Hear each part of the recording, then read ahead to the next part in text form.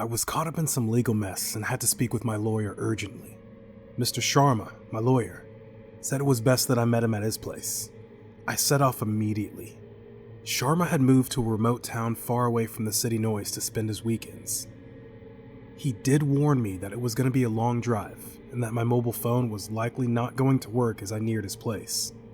It wasn't the best day for travel, as it was raining pretty heavily. I drove on as the rain pummeled the roof of my car.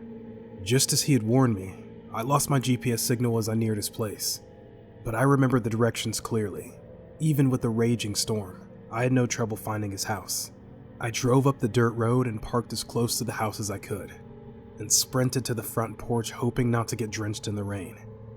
I rang the doorbell and instinctively looked at my phone. Ugh, just one bar? Who is it? A female voice from inside the house returned. Hello, I'm here to meet Mr. Sharma. He's expecting me, I said. A slim girl, probably in her mid-20s, opened the door. She looked rather shabby with her messy hair and grease-stained clothes. I assumed she was the maid. She had a curious expression on her face. The woman was staring at me intently, and after a slight pause replied, Sorry, there's no one called Sharma here. You must have got the wrong address. I really wasn't expecting that. I was pretty sure I had the correct address. He's my lawyer? Sharma? Maybe you know him by his first name, I asked. No, sorry, there's no lawyer here and no Sharma. You are at the wrong address, she replied rather impatiently and hurriedly shut the door. At this point, I was worried that I actually did get the wrong address. I then remembered that I had written down his address in case my GPS crashed. Ma'am, isn't this number 41? I asked. There was a long pause, and the young woman replied from inside the house. Yes, this is 41, but there's no Sharma here. Please, go away. Good grief. Why was she getting so annoyed? I wondered. The house was exactly as Sharma had described it, and yet this young woman was telling me that I had the wrong address. I was confused. There wasn't much I could do. I had a feeling she was standing by the door, staring at me through the peephole. I checked my phone again, wondering if I could ring my lawyer and clear this up, but the mobile signal was too weak. Annoyed as ever, I knew all I could do was get in the car and drive back to the city till my signal improved. The rain was falling heavily, so I sprinted to my car. I quickly unlocked the door and got in, but my car wouldn't start.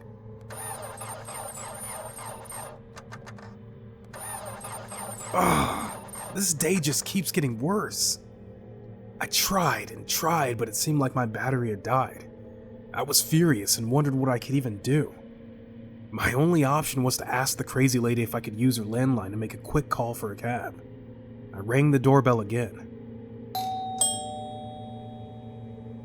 Ma'am, I'm sorry, my car broke down. Do you think I could use your phone? It'll only be a minute, I promise. No. Please go away. I can't allow strangers in the house, she replied. I know how this looks, and I don't mean to be a nuisance, but my car really broke down and I have no way of calling a cab. If you don't want me to come inside, can you at least make the call yourself? Please. This will be a huge favor. No. Go away. If you don't leave soon, I'll be calling the cops, she said hysterically. There was no reasoning with this woman. I stood at the porch, wondering what I should even do. I faintly heard her walking away from the door. I decided I was going to wait in my car at least till the rain stopped. As I was about to leave, I noticed a side window that was half open, and something nudged me to sneak a peek. I looked through the window. There was no one in sight. The living room was well furnished, and at the far end was the telephone. The window had no grill, and I have no idea what took over me, but I decided to climb in. It would only be a minute, I told myself. I was just going to make one phone call and leave immediately. I managed to wriggle through the window. My heart was racing. I was trespassing, and if the young woman had seen me, I knew I would be in a real fix. I looked around to make sure I was alone, and slowly tiptoed towards the phone. I picked up the receiver, but it was dead.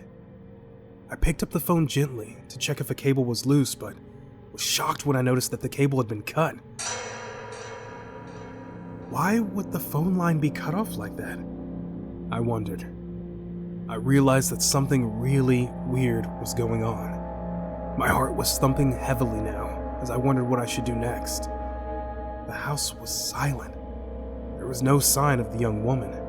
I heard that mobile signals improve at a higher elevation. Earlier in my car, I had noticed that there was a balcony in the upper floor. If only I could make it up to the upper floor, I thought, my heart still racing. I decided to slowly climb up the stairs. I paused with every step to make sure I didn't draw any attention. I finally got to the bedroom with the balcony.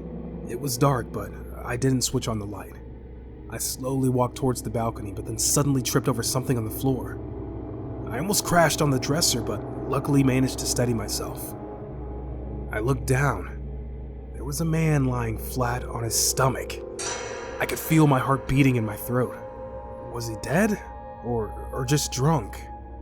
I gathered the last bit of courage I had and turned him over. His shirt was drenched in blood. He'd been long dead, and to my absolute horror, I realized that it was none other than Mr. Sharma.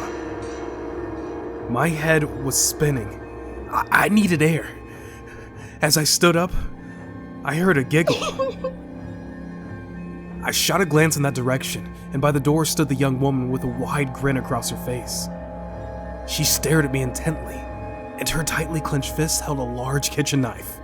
I froze in absolute horror for a second, but as she leapt towards me like a banshee with a knife in hand, I dashed towards the balcony. She laughed murderously as she swung her knife towards me and chased me. I slammed the balcony door behind me, but it was a fragile glass door, and I knew it wouldn't hold for long. She threw herself at the door, and the door rattled. I knew I didn't have much time. Right under the balcony was my car.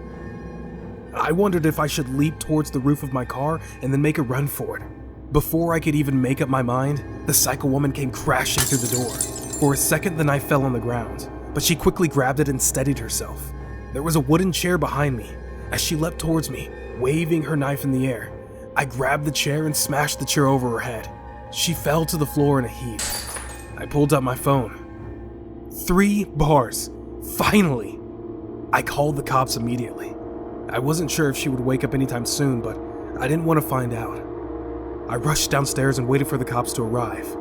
I had never in my life been more relieved to hear a police siren. The woman was taken to the hospital.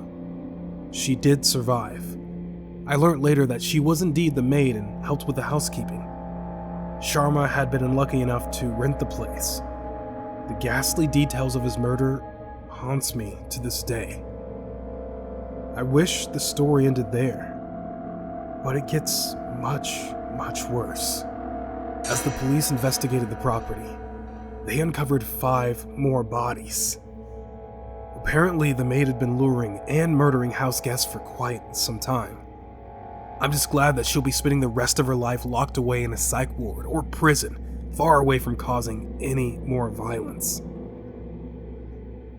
I hope you all really enjoyed the story. If you did, please don't forget to like this video. There'll be a lot more stories coming out, so please subscribe to my channel as well.